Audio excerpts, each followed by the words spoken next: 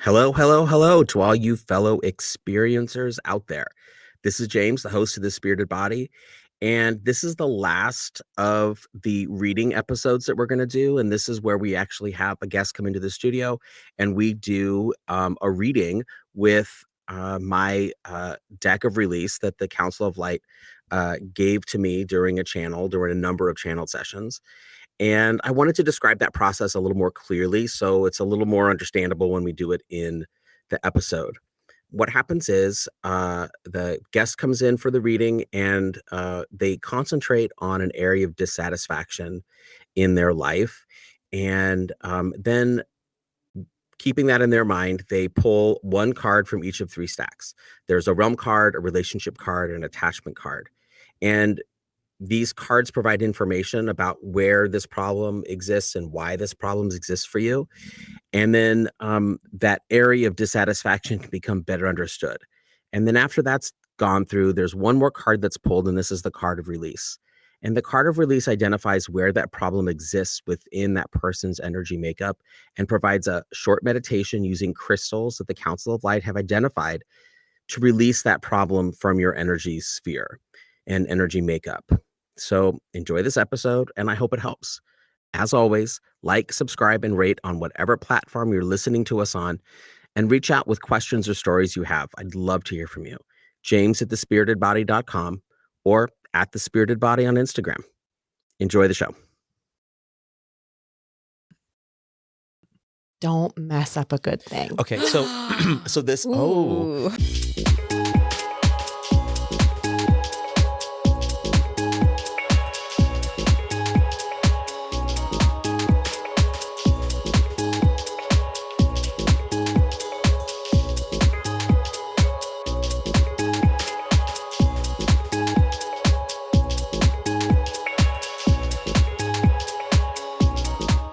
So welcome back. We're going to do our final reading, and I hope everyone is getting out of it what they need and getting a better understanding of the interplay between attachments, relationships, realms, as the Council of Light sees their influence on our life and how we are satisfied or unsatisfied.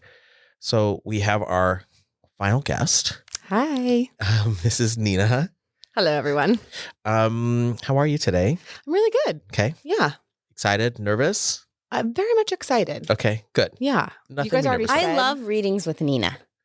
Okay. you guys already said we could say anything here, so I'm like, Yes. perfect. Let's do this. Yeah. Yeah. Yeah. Anything you feel comfortable with? Perfect. I'm very excited. We'll just go with it. Yeah. So I want you to think of that something that is unsatisfying, is challenging, unfulfilling aspect of your life. Just pick one of them, and we'll start there. And then I'll hand. Yeah. So we're going to start with the realm cards first. So you're going to grab that deck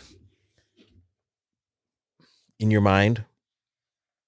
Think of that issue, that dissatisfaction, and you're going to shuffle them. Keep those eyes closed. Shuffle and pull. Up, put it down. Sorry. Don't read. I read really fast, but I actually didn't catch that. Okay. It was good. Let's go to the relationship card. And I still continue to think, of course, on the... Yep. Yes. Think of that ish. Shoe. Good. And then I like the way they feel in my hands. the goal is to make them the council was very specific with me on the tactile nature of this process. Yeah. Even with the stones, they didn't want me to pick any polished stones. They wanted all the stones to be rough. Wow. The tactile experience was nice. Because and they wanted the stones to be of a size that you can actually feel in your hand that are substantive, because the crevices allow your physical body to interact deeply with the stone. I had a lot of sexual thoughts while you were describing. Well, that's interesting that you say that. Sorry, Okay. the way you were describing it with your hands and the way you looked, I was like, whoa. Anyway, you had a lot of guidance to the process. It Yes, sounds like. like every piece of this, and even when I'm speaking with the company that's going to be helping me develop. It's every time I talk to them, it's like the tactile nature of the cards themselves. Everybody that I've given the cards to, almost everybody that has handled them has said, "Oh, these cards are such a good size. There's something about them." And I'm like, well, I mean, sure. Makes sense. The production company's like, that's $1 trillion. Exactly. That's what I'm worried about. It's just like, oh, you're using like a 54 card. The Council of Light was very specific. Are they going to give me the funds? Yeah. All right. So, So let's talk about, are you comfortable revealing what? Yes, Okay. I am. I am someone who definitely identifies with like my physical body being a primary form of expression for myself. And in the lightest way I can say that is like my sexual prowess feels really attached to who I am as a person. And, in my life, I've had many relationships where that has been a part of me that has not felt connected. And I'm really explorative and I'm really like open and I really love to try things. And I find myself in situations with partners where I hold a little bit of myself back, or I'm like, well, I don't really want to freak them out, or things along those lines. And I am recently married and very, very, very happy, like in a situation, in a relationship that feels deeply fulfilling in a way that I haven't felt in my life. And I'm also about to be a mom for the first time. And I'm realizing that there's this part of me. I'm very happy-go-lucky. I love to like have the glass be half full. And I catch myself sometimes saying, I'm not going to make a big deal about this thing because everything else is so, so, so good. But as this new motherhood is looming, I'm thinking, I got to get this out in the open before I lose my shot. And I don't want to say that becoming a parent will make me lose my shot at like experiencing my sexuality fully, but it's changing, even just with being pregnant. My identity around my physical body is changing. So I feel really connected to it and I feel really called to speak on it. I adore my partner and I trust him and I'm holding a little part of myself back. I knew there was a sexual energy in here. I knew it. It was me. So if I'm understanding your dissatisfaction correctly, it's you're dissatisfied with your sexual expression. Yes. Okay. And you're looking to feel more satisfied, more Yeah. connected to it, Yeah. more fulfilled. Yes. That's a good one. I love it. Hi, I'm here. I was like, can I say anything? Cool, great. We'll go here. Yes, I love it. I love it because this is about every aspect. This isn't only for like the touchy feels, even though sex is touchy feels. I was going to say. But you know what I mean? It's not just like the emotional, Yeah. psychological based stuff. Well, it feels actually for me super connected to my spirituality and my presence on this planet. Absolutely. I feel like when I'm deeply connected in that way, like I'm at source, like I feel here. Love it. Great. So let's start with the realm. Let's do this. Realm of the present. What? No way. I want to draw one of those just to see what comes up. Are they all the same card? They're not. They're 3 different cards. That is weird. Wow. The odds on that. I'm going to read it again. I think I might have Clearly, it memorized at this The point. Council of Light is like, read that shit again, James. They Exactly. are not getting it. Yeah. Okay, go ahead. Okay. The realm of the present points to an imbalance with what is happening around you and your ability to connect with and learn from the information that you are being provided currently. Are you missing something? Are you avoiding something? It deals with the physical body as a means for gathering that information through sensation and physical experience. Your physical body may be hurting or limited and therefore unable to provide you with accurate information. Or you may be avoiding information by creating sensation through overstimulation, alcohol, drugs, food, exercise.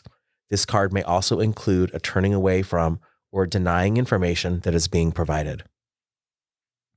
Drawing this card means that your current issue is more predominant in the current world and experiences around you, creating an overemphasis of the physical. Are you able to truly see and experience the information? What current physical realities are not being seen or recognized? Yeah. I mean, that fits. So yeah, and it's definitely speaking to the physical, but here the point that they're making is there is information that you're being provided with. Either you can't see because you're avoiding or you're actively avoiding. Are you calling me Ignoring. actively annoying? Yeah. Yeah, I really feel like I think the actively avoiding feels more true. Okay. Yeah. And it's interesting because I feel, like I said previously, I really trust my partner. I really love my partner. And I actually have no evidence provided by him that my Desires. interests, choices, whatever, would at all be unsupported. Yeah, I feel like he'd be very supportive. But there's something inside me that's like, don't mess up a good thing. Okay. So, Ooh. so here, but here's a perfect example. You are being provided with evidence currently in your life Yeah, that you're ignoring. absolutely. You guilty as charged. Love it. How Love come it. with my friends, like nudity? Like, why? I just want to call that out. But anyway. Okay. So you ready? Yes, Okay. very ready. Let's do relationship. All right. Relationship to others. This one we've encountered, but we're going to read it. This identifies an imbalance in your relationship to others. The scales have tipped too far towards another's feelings and concerns and interpretations. Sorry, that noise just came out of my mouth. The value that you are placing on yourself is dependent on others' input and view. This is not the case, and you cannot be fully realized and harmonized being with too much attention focused on another. Valuing another's news, emotions, and thoughts over your own erases your identity and occludes communion from your truest and highest self. The purpose of your journey here is to find communion with your highest self and act from that communion. That in turn allows honest communion with others. You cannot achieve honest communion while placing others' concerns, thoughts, values above your own. This card indicates that you are using another as your guiding principle.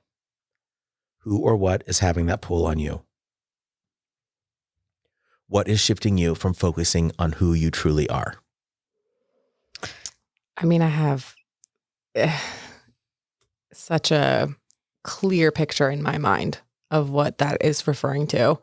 And I was raised in a really sex positive household and taught by a wonderful mother, like, you should enjoy yourself, you should have needs, you should communicate them. And I really practiced that for many, many years of my life. And I had a very long-term relationship where that was received in a really negative way. And it created like a complete destruction of our ability to connect in emotional ways. As we know, sex is connected to so many things outside of just physical connection. And I've had that experience slightly even in a different relationship. And I think there's huge fear that if I am super honest or I share and I don't sugarcoat it the right way, or I step off, my toes aren't on the line just right, that I'll either lose everything or I will kind of destroy another person's confidence or their own connection with self, which is actually, if I think about it, pretty egoic, that I would have like the ability to Crush someone's, experience of themselves. But that's how I perceive that experience, is that I like took away this person's own experience of themselves and it ruined everything about our relationship. And I feel like if I try maybe in a different way to communicate those things, that I will have the same outcome. So by you not expressing, you've already in your mind determined that your partner is going to be uncomfortable with what you want to express to him. And so you are saying, I'm not going to do this because what happens if he reacts in this way? Yeah. And do you have any experience with your current partner otherwise? Like him reacting negatively? Mhm. Zero. Absolutely zero. I got to chime in. I'm sorry. I have a question really quick, because I feel like it's what you're saying though. And like knowing you so well, it's like, I think you thought like, oh, I'll never, like based on the past, like I'll never get married. I'll probably never have kids because the people I was with didn't want them. And now you're getting those things. And I think it's like what you're saying. Like if I ask for this too, I can't have everything. Don't you think? I that like is the most perfect way you could describe it. I think for me, I'm really feeling like I'm already so overpaid. Like this has got to be the tippy toppy. And I'm not really maybe allowed to also have that other thing. And again, my optimistic kind of, I don't want to call myself a Pollyanna, but I can lean that way. And I'm like, this is so great. This is totally good enough. Like I can totally do a life like this. Anybody, is that Pollyanna? No, I mean, it's Or is that totally like a denying? lie to myself. Yeah, because that doesn't sound like Pollyanna. Pollyanna's like, everything's amazing. Yeah. Not Everything authentic. will be amazing. Right. Not authentic. Yeah.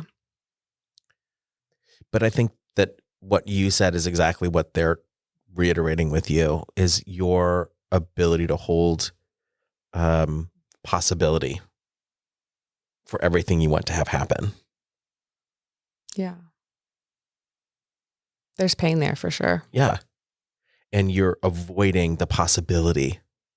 It's like having the hope that it could be perfect is scarier than trying. That resonates very deeply for me. And their definition of hope is understanding that hope is not like wanting one thing to happen really badly. Hope is knowing that at any moment there's infinite possibilities. That's beautiful to hear. It's difficult for me to even like hold that. I'm like, oh, that could be true maybe for somebody. But it's difficult to personalize it. Yeah. And that what we really want you to experience is that you don't have the responsibility of holding one ideal. That's a lot of work to understand and cleave off and separate and hold one possibility in all of the infinite universe, that only one possibility can happen.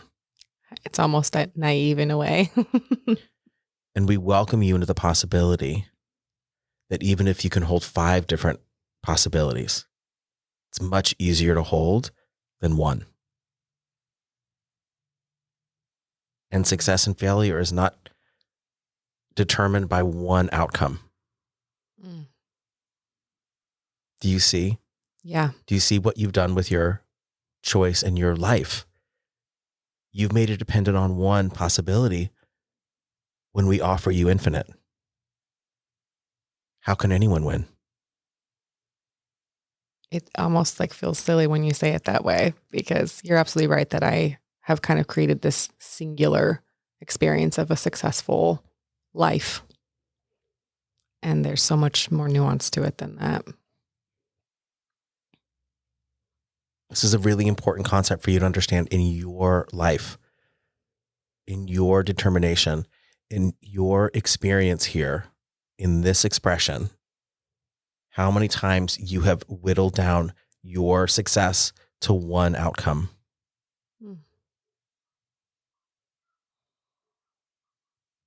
That's like heavy to even hear you say.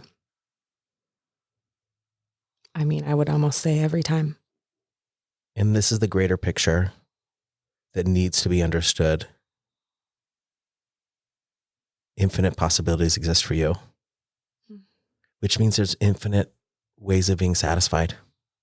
Do you see? Yeah. I can hear it. I can feel it. I like to see it and visualize it. Feels difficult, but hold on to the idea and the feeling of the difference between one and many. Which one feels easier? Which one feels more attainable? When you put it that way, the permission of multiple avenues actually feels much easier. It's because it is. I didn't think that's what I was going to get in that situation. But this is the energetic release and the shift for you to experience and understand. Do you see? Yeah. It's very self-limiting. Your happiness is infinitely available. Your satisfaction is infinitely available.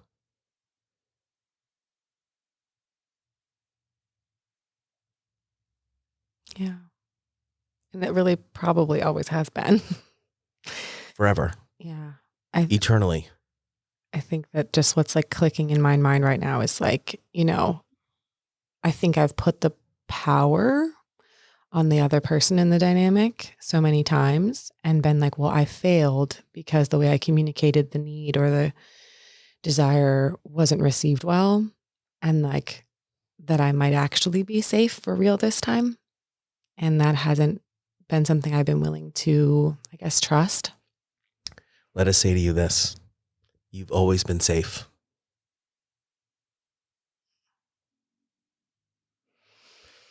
The people that you've had in your life may not have been able to reflect that safety back to you.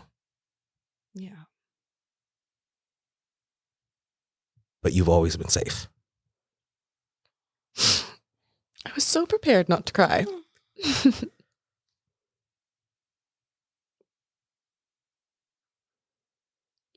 It's interesting to like be such a dear friend to you and feel like I have this friend who I've never felt more like when I look at her, like someone who is so authentically deserving of the best, like genuinely.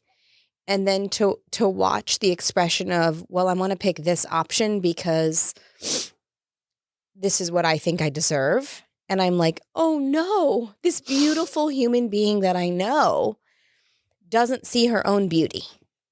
And I've watched you overcome that a lot. I really, really have. You've done a lot of work to overcome that. But I will say, as someone very, dear to each other in our lives, that like, thanks. That like, Nina is the person that I watch who I feel just deserves everything that this human experience offers her. And it's been my only wish for her because I've just never met, all of us are deserving of it all. But I have seen you do like a lot of work in overcoming some of those beliefs. And I hope that this reading is a continued permission for that because you so deserve that, Nina. Thank you. It's so interesting because I feel like I've been seeking, like I seek permission constantly around me in so many different avenues. And it's like, at what point will I believe the permission? Because I'm gatekeeping the permission at this point. Every person I am surrounded by and the people who love me continuously show me that I have permission and that I always have. And I'm like, no. No. And it's been me this whole time. You ready to go on? Yeah. Sorry, we had to have a small breakdown. Okay, so let's look at the attachment card. So this is where you're reacting from when you get in those stressful, fearful situations. This is why you react defensively or attachment to physical identity. Ooh, what's that one? This is a new one. Okay. Attachment to physical identity.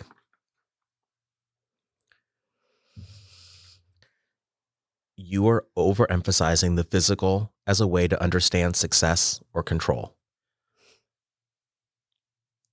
Okay. Wow. Working from an attachment to physical identity is a purely human experience. When you came to this planet, you were encased in the physical body that defines everything about you. It sets up the major conflict humans have, the contrast between desire to be connected versus your absolute separateness as you are encased in a physical body. This encasement in your physical body and your desire to be connected are in conflict. When you react too much from the physical, you place that as the ultimate expression of trying to connect to yourself and to others. So you become reactive based on what your physical body or your standing in the physical world represents. You become overly reactive to how you present, how you look, how you feel physically. This attachment to physical identity can also be the opposite. One side is trying to present yourself as best you can according to a specific standard. The other comes from the point of view of over-modification of your body in order to use your body as a way to shield from others. This can be self-abuse, overeating, overexercise, undereating, alcohol, cutting, drugs, or harm to yourself. It can be unhealthy patterns of lifestyle, such as treating your body in an unhealthy way. This is usually an unconscious way to seek correction or exact revenge on the physical for creating separation. You become over-reliant on the physical. Over-focus on your physical creates a reaction from your belief that the physical is a representation of who you are as the means to get to your soul. I can't believe that's what you just read. That's intense. Not only like the first half resonated, and then you're like, and also it could be this. And I was like, how are both true? Like I figure, yeah, I'll probably identify with one of them, but no, of course, both are true. Multiple things in that reading are true. The way you said it, the desire for connectedness. Like I sometimes think of, physical intimacy as like trying to smush yourself back together with someone. And I am someone who absolutely adores closeness emotionally, in friendships. I feel like spiritually, I feel connected to people in a really deep way. Like I am all in there when I love you. Nina and my friendship is consisted of her being at my house 23 hours a day for 6 days a week 10 for 10 years before she got married. I mean, like Then it was 22. Yeah, so only slightly lower. Yeah. I mean, I probably would argue that my like attachment style and love is like almost like complete enmeshment. Like, and I don't want to like use that word that is often connotated with like negative things, because I think there are healthy boundaries there, and I, do have a life, but I really love to just like completely just intertwine myself with someone that I love. And that was so interesting that you read that about the overemphasis on physical.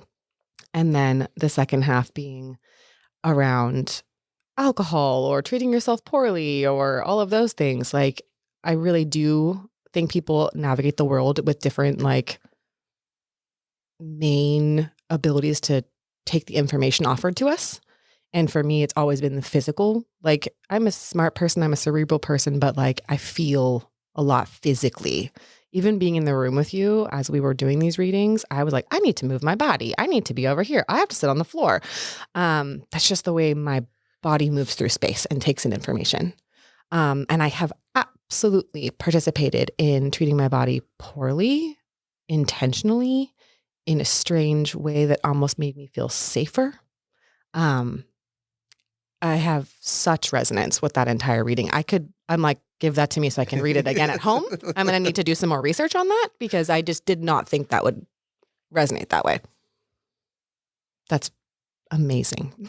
I'm shocked. Yeah, it's a pretty powerful one. It's a pretty intense one. And this idea that they give us and they've given me about how we can mistreat our body as a symbol of our disconnection.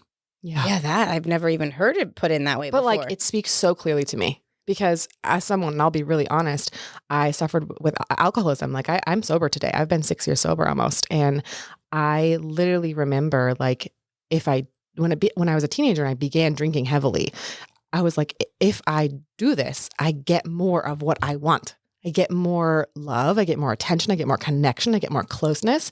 There wasn't that separation of me and you. There was much less separation. And over time, as I continued that habit, which initially really did work for me, that was stripped from me and more separation was created and more damage was created and more pain was created.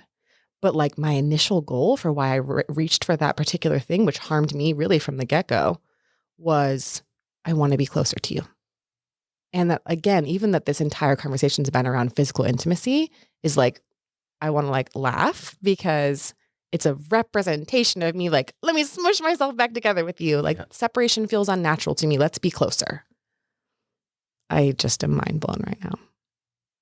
Do you, you probably don't know musical theater. I actually will surprise you. Okay. Nina knows like everything, just as a side note. So do you know what you're describing? Do you know Hedwig and the Angry Inch? Absolutely. That song Origin of Love, which is an amazing song, but it's based Two off halves of the Yeah, Yep. it's actually based on the I don't know what origin story it is, but it's based off of like a Greek or some ancient idea about how humans were created and how we find our soulmate. I'm obsessed with you, first of all, just for many reasons, but secondly, because I probably saw that musical when I was, I don't know, 12 or 13. And I remember being like, that makes sense. Yeah. This totally makes sense to me. Yeah. Like my language has been spoken. No, I felt the same way when I saw it. I was like, is that how it really happened? That's totally it. Like I felt like I had the answer to the universe Yeah. when I saw that first representation of that Yeah. song and the way that they do that in the movie. Yeah. Yeah. I just can't believe you just brought that up. Like what a just deep cut there. And I like absolutely love that musical. Yeah, that's great. But very fascinating. I mean, that idea that they're unconsciously we can use our body as a way to try to achieve physical close, like that communion with other people, or we can punish it for not providing it. Yeah. It's really a fascinating way perspective. Something I just don't think of. Like, again, not my brain. To quote the youths, you got me fucked up. It's not mid. It's not mid. It's very much not mid. Okay, so are we ready for a release? Yeah. Wow. I'm ready. Okay, so let's grab those cards. Close your eyes. Hold that triangulation. Hold all those pieces in your brain.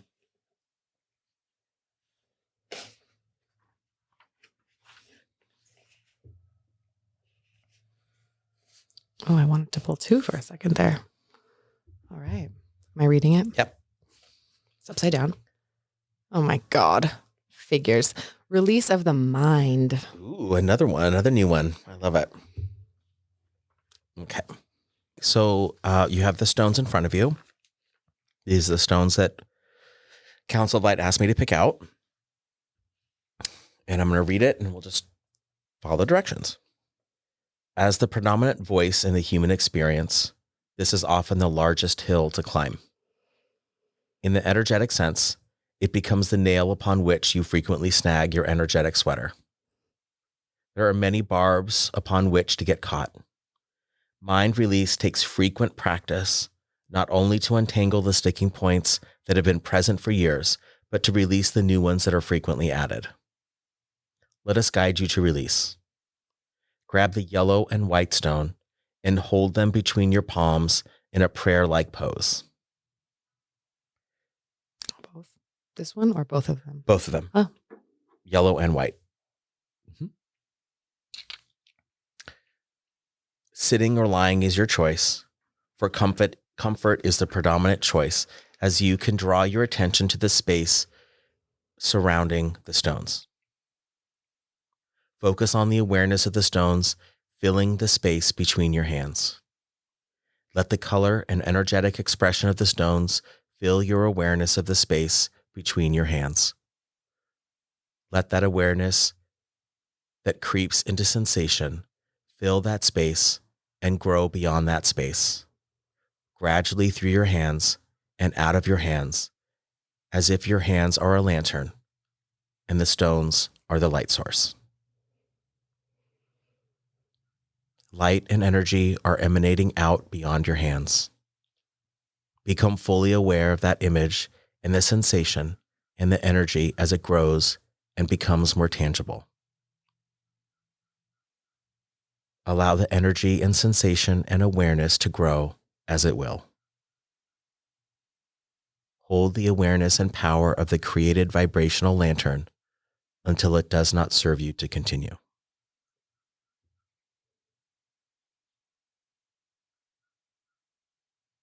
Wow. It's like hard to almost even want to let go. That was really interesting. I felt a lot during that, but it's funny that you mentioned the lantern because right prior to you saying that, I immediately pictured holding a lantern in my hands. Surprise. But then as I continued hearing your words and holding the stones and focusing, I felt like I was sitting like inside a sunset. And I felt a heartbeat in those stones, which I don't know how to explain that, but it was really beautiful to feel. I really could have probably held on to those all day. Yeah. And so this is something for you to do frequently. So if you have, that's just citrine and that's just crystal quartz. Beautiful. You know, you can get those easily. And again, make sure they're roughing that's just that image, and you can practice as much as you want. But the other thing I was going to say to you is, do you do energy work? I don't know. I mean, I'm not sure I can answer that question totally. I like to occasionally dabble. Not like, but like you doing it, you being the provider. I definitely meditate, and I practice like kind of some self-love techniques that I would kind of qualify as energy work with self, but you have a very innate ability to bring forth energy in a tangible way. So it's something I think that you should explore. You can do it in a way that is not common. Did you hear when she was doing that? That hawk was out there the whole time, Yeah. and then the minute she stopped, it stopped. I just want to say that the hawk was going off. But you have a way of bringing forth energy in a way that feels very tangible. that feels true to me. And that's not a common thing. But I would invite you to explore it with people in your life. Wow. Like, honey, come here, let me try this with you. I want to see if you can feel this. Because you need convincing. Yeah. What came into mind was like, how am I going to convince someone to do that? I have a 9-year-old at my house that's available. She's available. Yeah. But I mean, even I think it'd be more validating for you if you had peers. Yeah. I definitely feel like something in life I feel called to do and have always felt like has come easily to me is connecting others. And I wonder if there's more to that. Yeah. There's a piece in it where because what you just did, I don't feel often. I don't feel it often with people. Even when I go to energy workers, the density, of the energy that you actually pulled forth I've never felt that before. So that you have an innate ability. So if you want to explore something like Reiki or something along those lines, energetic healing. But I also have a feeling that it's going to be much more fun for you if it's a little unstructured. And that, so if you said to your husband, hey, lie down here. I want to this is what I see.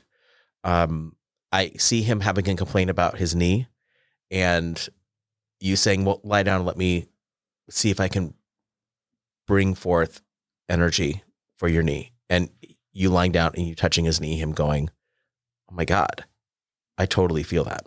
Wow. That's beautiful. Something along those lines. I definitely feel like that'd be fun to explore. Do it. I will. Like it's just, it oozes off of you. Oh, wow. How interesting. I'll definitely give that a shot. Okay. Thank you. Absolutely. That was really special. Okay, good. You felt there was something that shifted inside of you? Yeah. I think the major download that I got during that was like the permission factor, that I just continue to ask the same question of the universe and of my peers and like of whatever. And the universe has continually, and now through you, been like, girl, you are the one. It's always been you. And then everything about the physical factor being this thing I've hyper fixated on really in so many relationships, and how it feels for me after we've shared about this, like as a physical representation, or like a one choice thing, like you said, black and white, of me trying to kind of create connection in a deeper way. And that there's more to that, that there's more versions of satisfaction than just maybe the one I've kind of cataloged. And then just to feel like there's options, just to feel like there's choice, and that I don't have to feel so like there's such a scarcity mindset around my life and my relationships, was a really big gift. Good. Yeah. Awesome. Thank I love you it. so much. Absolutely. I Beautiful. appreciate you being here. Thank you very much for the opportunity. It's really fun. Katie, are you I okay? need a nap. Yeah, but I'm good. That was a good one. Yeah. That was a really good one. Yeah. All right. Well, everyone out there, don't forget to reach out, get in touch with us, james@thespiritedbody.com for email, or @thespiritedbody on Instagram. I'd love to hear your stories. I'd love to hear if any of this resonated with you, if any of this touched you, if you're interested in any questions, exploring more. happy to respond and hear your stories. And thanks so much. Like, rate, review. It really helps us get out there and get the word out there. So until next time, bye, everybody. Bye, everyone.